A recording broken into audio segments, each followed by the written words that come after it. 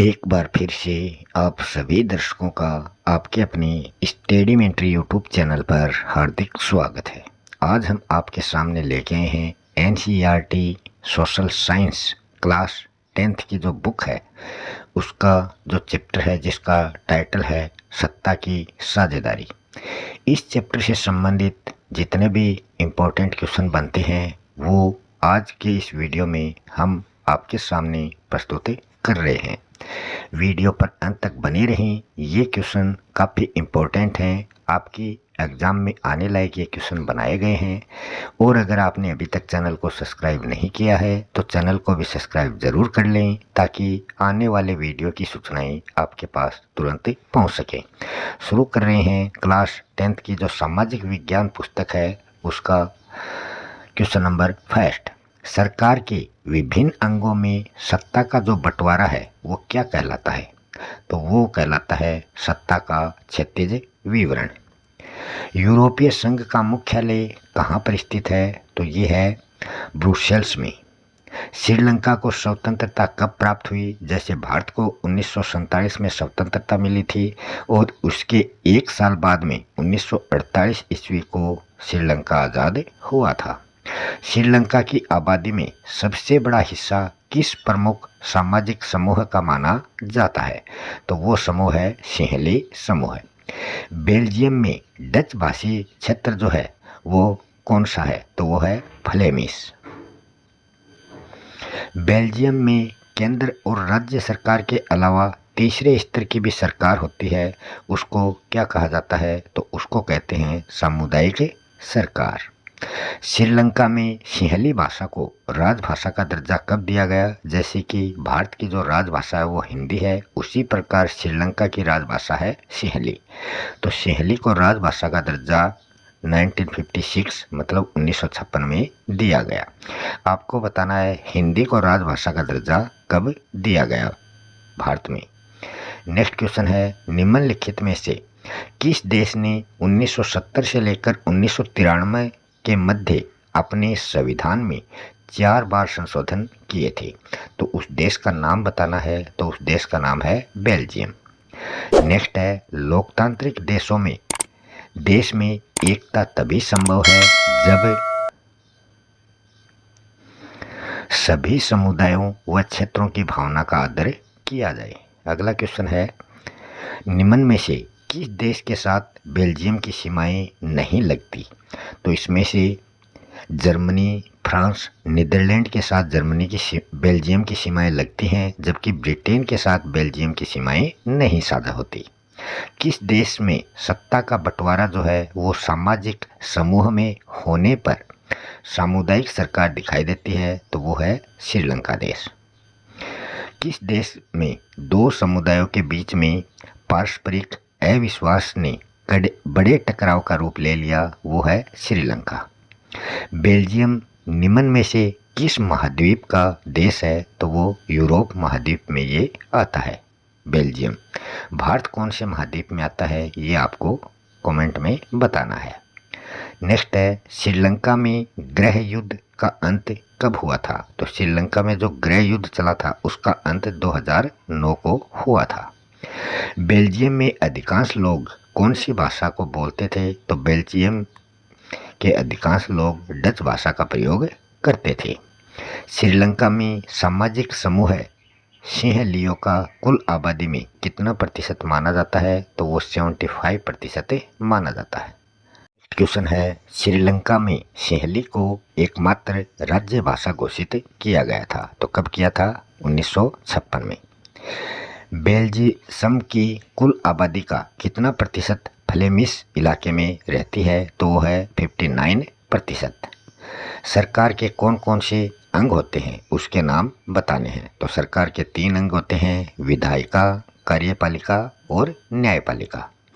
किस देश की सामुदायिक सरकार जो है वो सत्ता के बंटवारे का अच्छा उदाहरण है? तो वो बेल्जियम की सरकार मानी जाती है। अगला जो क्वेश्चन है वो है सत्ता का ऊर्ध्वाधर वितरण क्या है? तो उच्चतम एवं निम्नतम स्तर की सरकारों के मध्य सत्ता का विभाजन जो है वो सत्ता का ऊर्ध्वाधर वितरण कहलाता है। नेक्स्ट क्वेश्चन है, बेल्जियम की सामुदायिक सरकार और श्रीलंका की बहुसंख्यकवादी सरकार में आपको डिफरेंस अंतर बताना है। बेल्जियम की सामुदायिक सरकार का चयन एक ही भाषा बोलने वाले लोग करते हैं, जबकि श्रीलंका की जो बहुसंख्यकवादी सरकार है उसमें एक समुदाय मतलब जो सिंहली समुदाय है उसका ही प्रमुख इसमें रहता है। तो सिंहली भाषा यहाँ की प्रमुख मानी गई। सत्ता का क्षैतिज वितरण किसे कहते हैं? विधायिका, कार्यपालिका एवं न्यायपालिका, ये सरकार के तीनों अंगों के बीच में सत्ता के बंटवारे को ही सत्ता का क्षैतिज वितरण कहा जाता है। नियंत्रण और संतुलन की व्यवस्था किसे कहते हैं? मतलब वो व्यवस्था जिसमें सरकार का प्रत्येक अंग एक दूसरे को कंट्रोल करता है, नियंत्रित करता है, जिससे सत्ता का जो बैलेंस है, संतुलन है, वो स्थापित बना रहता है। नेक्स्ट है, लोकतंत्र में सत्ता की साझेदारी क्यों जरूरी है? सत्ता की साझेदारी संघर्ष की संभावनाओं को कम करती है तथा प्रजातांत्रिक भावनाओं के ये अनुकूल है। बहुसंख्यकवाद कायम करने के लिए श्रीलंका सरकार द्वारा उठाए गए एक कदम का उल्लेख आपको करना है, तो वो है 1956 में सिंहली को एकमात्र राजभाषा घोषित किया गया। नेक्स्ट क्वेश्चन है, 1950 से लेकर 1960 के दशकों के बीच ब्रुसेल्स में दो समुदायों के बीच में प्रखर समस्या क्या थी? तो वो थी भाषाई विविधता। बेल्जियम में कौन सी भाषा बोलने वाले लोग समृद्ध व ताकतवर माने जाते हैं? तो वो है फ्रेंच भाषी लोग। बेल्जियम को समाज की जातीय बनावट की दृष्टि से कितने भागों में बांटा जा सकता है? तो इसको 4 भागों में बांटा जा सकता है। पहला है राजधानी क्षेत्र जो ब्रुसेल्स है, दूसरा फ्रेंच भाषी क्षेत्र जिसमें बेलोनिया आता है, तीसरा है डच भाषी क्षेत्र जिसमें फ्लेमिश आता है, चौथा है जर्मन भाषी क्षेत्र। नेक्स्ट है, लोकतंत्र का बुनियादी सिद्धांत क्या है? मतलब जनता की समस्त राजनीतिक शक्ति का जो स्रोत है वही इसका बुनियादी सिद्धांत है। यूरोपीय संघ का मुख्यालय कहाँ पर है? तो वो है ब्रुसेल्स में। बेल्जियम के नेताओं ने 1990 और 1993 के मध्य अपने संविधान में कितनी बार संशोधन किया? तो वो किया था 4 बार संशोधन, मतलब 4 संशोधन इसमें हुए थे। किस देश में दो समुदायों के बीच पारस्परिक अविश्वास से गृह युद्ध का रूप ले लिया था? तो पारस्परिक अविश्वास ने गृह युद्ध लिया था, पारस्परिक अविश्वास ने गृह युद्ध का रूप लिया था, वो लिया था श्रीलंका में। गृह युद्ध से आप क्या समझते हैं? मतलब किसी देश में सरकार जो है वो किसी विरोधी समूह की हिंसक लड़ाई ऐसा रूप ले लेती है कि वो युद्ध सा लगने लगता है। मतलब सरकार के जो विरोधी समूह हैं वो हिंसक रूप लेकर लड़ाई करने लगते हैं, तो वो गृह युद्ध की श्रेणी में आता है। सत्ता की साझेदारी का नैतिक तर्क क्या है? तो सत्ता की साझेदारी का जो नैतिक तर्क है वो है लोकतंत्र की, ये जो तर्क है ये लोकतंत्र की आत्मा मानी जाती है। नेक्स्ट क्वेश्चन है, बेल्जियम में वर्तमान में कौन सी शासन प्रणाली है? तो बेल्जियम में संघात्मक शासन प्रणाली अभी चल रही है। सत्ता की साझेदारी का अर्थ आपको बताना है। मतलब सत्ता की साझेदारी अलग अलग समूह में सत्ता के बंटवारे की एक प्रक्रिया है ताकि व्यवस्था जो है वो सुचारू रूप से चल सके। नेक्स्ट क्वेश्चन है, लोकतंत्र में सत्ता की साझेदारी के विभिन्न रूप कौन कौन से हैं? तो इसके 4 रूप हमारे सामने विद्यमान हैं। पहला रूप है एक ही सरकार के विभिन्न अंगों जैसे कि कार्यपालिका, विधायिका और न्यायपालिका, इन तीनों के मध्य सत्ता का विभाजन हो।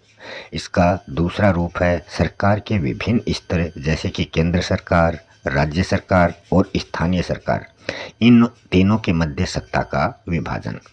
तीसरा रूप है विभिन्न सामाजिक समूहों जैसे कि धार्मिक, भाषाई, पिछड़े और अल्पसंख्यक समूह, इन सभी के मध्य सत्ता का विभाजन।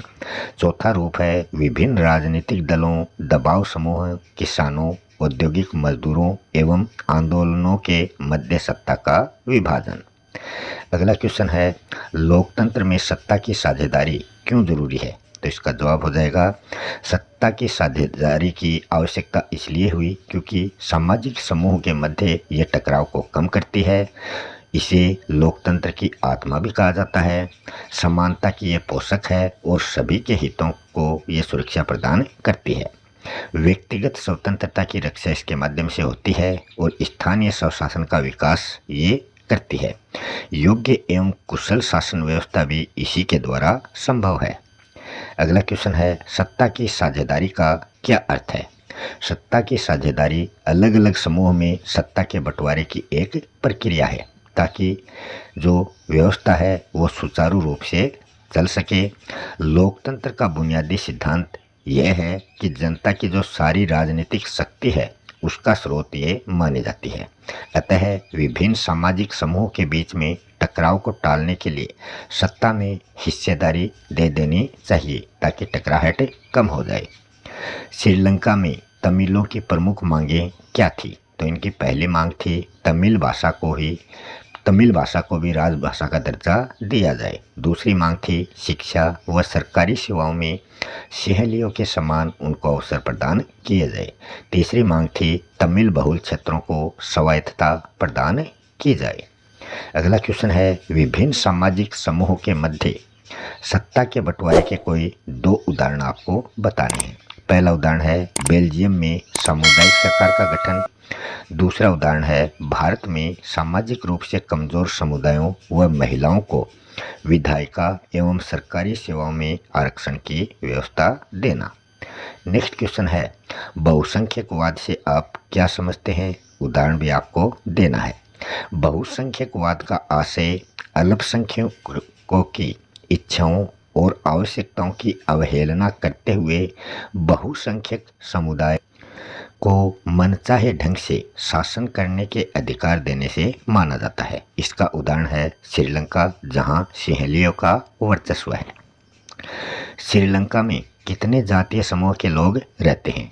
तो श्रीलंका में सिंहली, श्रीलंकाई मूल के तमिल, ईसाई तथा मुसलमान आदि जातीय समुदाय रहते हैं। नेक्स्ट क्वेश्चन है, श्रीलंका में दो समुदायों के बीच पारस्परिक अविश्वास ने एक बड़े टकराव का रूप ले लिया है। इस कथन को आपको स्पष्ट करना है। श्रीलंका में सिंहली एवं तमिल लोगों के बीच में पारस्परिक अविश्वास ने एक बड़े टकराव का रूप ले लिया है।